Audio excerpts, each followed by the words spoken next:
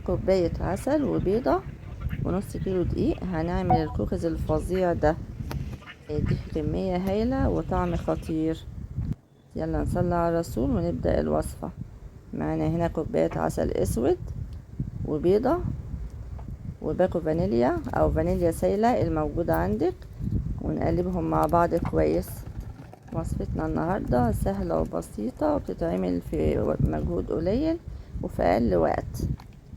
ومعانا نص كوباية زبدة نحطها عليها ونضربهم مع بعض، ونحط بقى معلقتين صغيرين كده كاكاو خام. لو مش حابة ده حسب الرغبة، الكاكاو بيدينا طعم الشوكولات واللون الغامق الحلو بتاع الكوكيز. طبعا زي ما قلنا اختياري.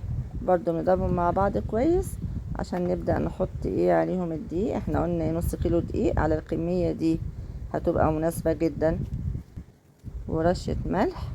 وما نكترش برضو البيكنج باودر، بنحط رشة خفيفة جدا بيكنج باودر، يعتبر نص معلقة صغيرة كده زي ما احنا شايفين. وبرضو وصفتنا مش عايزة عجن لان احنا مش بنعمل قرص، هي عايزة تقليب كده خفيف ان احنا يبقى الخليط متجانس بس مع بعضه. نتيجته بتبقى مضمونة وهايلة، وبيبقى حلو قوي كده جنب كوباية شاي او شاي بحليب. بتعمليها وانت واقفة كده، حتى لو جالك ضيف ولا اي حاجة تقدمي مع الشاي، بتلاقيه ممكن تدخلي المطبخ وتطلعي له بيها وهو من غير ما يحس بيك. شايفين كده معانا العجينة متجانسة وجميلة وكده ناجحة. هنبدأ بقى نعملها نقطعها.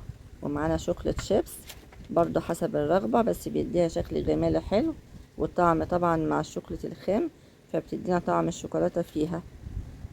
بس يلا بقى كده وانتوا بتتابعوني، لايك وشير واشتراك في القناة، ما تبخلوش عليا بدعمكم عشان يوصلكم مني كل جديد.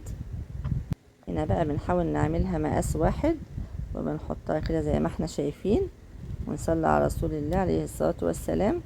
وعلى فكرة هي بتتحط في الفرن، يعني تحسبي لها كده مش اكتر من 10-12 دقيقة، عشان نراعي ان هي معمولة بالعسل والعسل ما يتحرقش مننا.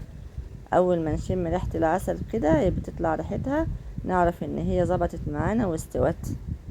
الكمية دي بتاخد معايا صينيتين من اللي انا عاملاه ده. كمية حلوة ومعقولة بنص كيلو دقيق بس.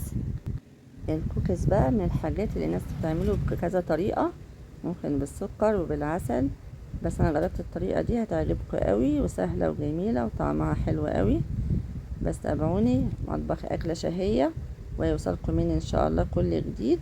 ما تنسوش بقى تاني ما تبخلوش عليا بدعمكم واشتراك في القناة.